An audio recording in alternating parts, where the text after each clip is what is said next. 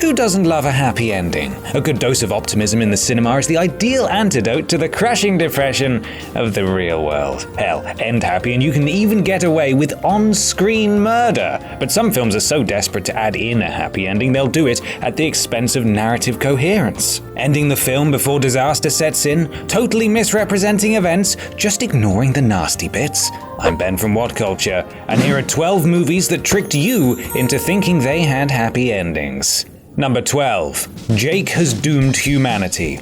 Avatar.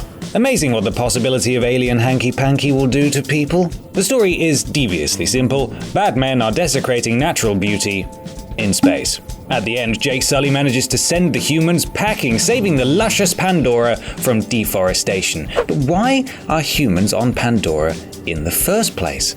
Well, to get unobtainium, stupid name alert, which is required to save the Earth that is dying. So when Jake sends all the humans away, he's actually dooming his homeworld and race.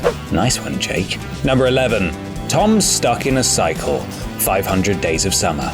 Chronicling Tom's obsession with lady and not a season, summer, 500 Days of Summer busts open a lot of myths Hollywood pumps out about modern relationships. At the end of the year and 4 months, Tom is fully reformed and on a brighter life path, topped off by him meeting the beautiful, ironically named Autumn.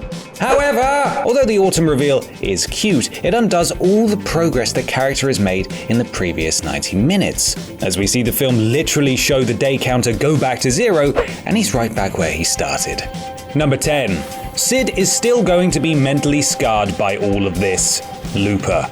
Looper's plot can be distilled to a Terminator-esque conceit. Old Joe travels back in time to kill the big gangster, the Rainmaker, as a child. Realizing these events are actually what will lead to the villain's creation, young Joe writes old Joe out of time by killing himself. Does that make sense? Self-sacrifice to save the future and all that. However, we know little about the future beyond old Joe's family life, with next to no light to shed on the Rainmaker himself. What little information we do have comes from the diner scene, in that he has a synthetic jaw and saw his mum die, which the ending supposedly averts. But aren't those moments events that have happened to Sid in the new timeline too? So young Joe's sacrifice may not have changed anything, and if it did, Sid is still going to be quite messed up.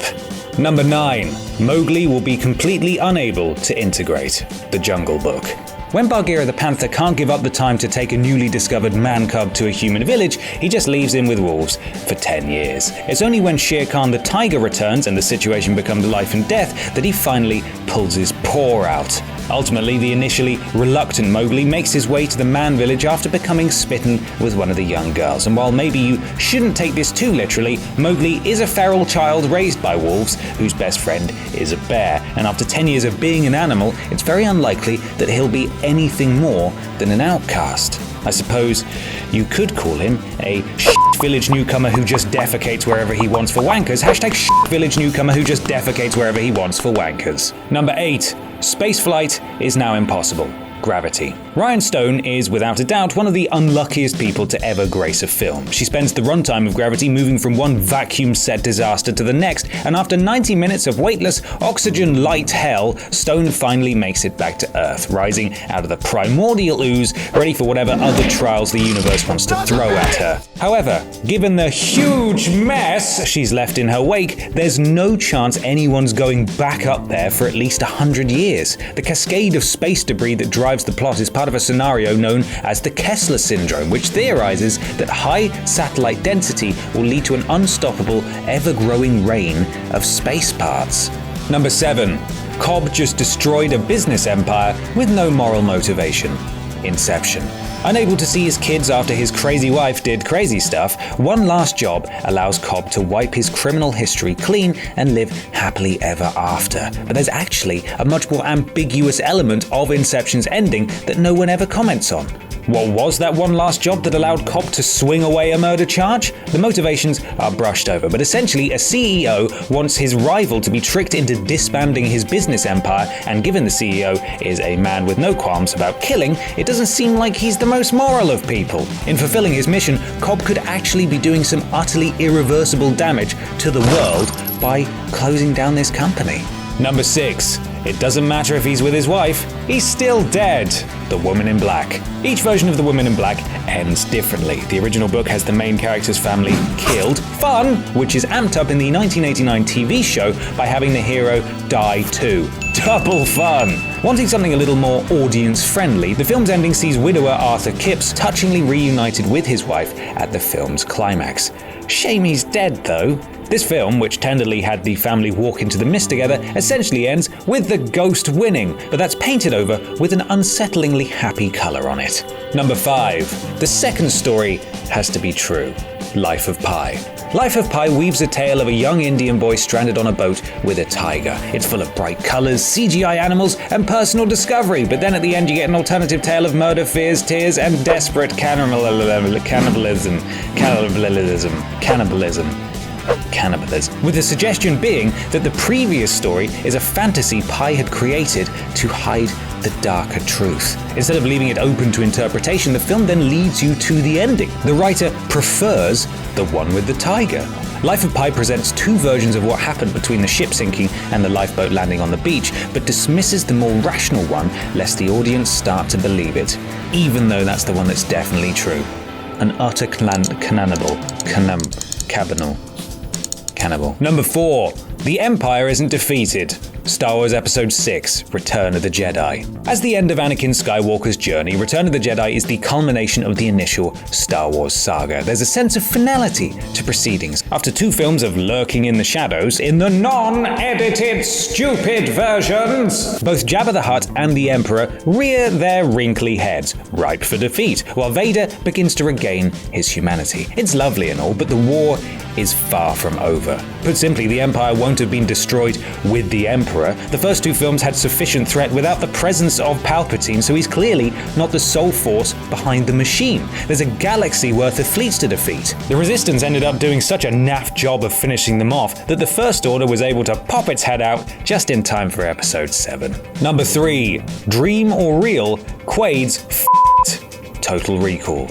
In a condensed manner, Total Recall is the story of a quarry worker who, following an implanted memory gone wrong, travels to Mars, where he gets the girl, kills the bad guys, and saves the entire planet, and probably has regular bowel movements too, because he's got to have it all. The ending is ambiguous as to whether what you're seeing is actually real or a crazed hallucination, but either way, Quaid happily chooses it as his reality. However, the background conflict in the film is between a greedy air tycoon and rebels fighting to survive. In the end, Quaid kills the tycoon and makes Mars hospitable, but all this does is open up a new power struggle. Who will rule Mars? Arguably not his problem, but with the previous powers all dead, the militant rebels are going to assume control, no doubt clashing with Earth forces sent to assess the situation. It's just substituting one problem for another. Global politics there. Number 2. Rorschach revealing everything dooms the world. Watchmen. Industrialist and former costumed hero Ozymandias had successfully ended the Cold War by tricking the Americans and Russians into uniting against a perceived larger threat in the form of Dr. Manhattan. However, before dying, Rorschach sent his journal detailing the whole nefarious plot to the New Frontiersman, with the film ending just before it's discovered. But it's actually the conspiracy that's already in place that's the better outcome. Of course, an honest resolution would be preferred, but once Manhattan's been framed, there's nothing advantageous about revealing the truth. Only nuclear devastation! This is why Night Owl and Silk Spectre go along with the cover-up. It's simply the lesser of 2 evils. Number 1. They're still being bloody crucified. Life of Brian. Monty Python's third feature film, Life of Brian's titular Brian is an everyman who finds himself mistaken for a prophet and must contend with all the celebrity that comes with it. Arrested by Romans on unrelated terms, he's a member of the inept People's Front of Judea, the film ends with him and a group of criminals crucified. But don't be too down, at least they go out singing one of the catchiest songs ever. Now admittedly, you probably twigged the cheery song was hiding the in-your-face spectre of death, but that doesn't take away from the fact it's a rather unhappy ending from an audience perspective. One of the most blatant faux happy endings out there, The Bright Side of Life keeps Life of Brian's ending from slipping into downers, despite the fact that, and I quote, the victims were tied to a large wooden beam and left to hang for several days until eventual death from exhaustion and asphyxiation. Oh, good. And that's our list. Make sure you subscribe to the Whatculture YouTube channel for more lists like this, and don't forget to visit whatculture.com for daily news and articles. I'm Ben from Whatculture, and thanks for watching.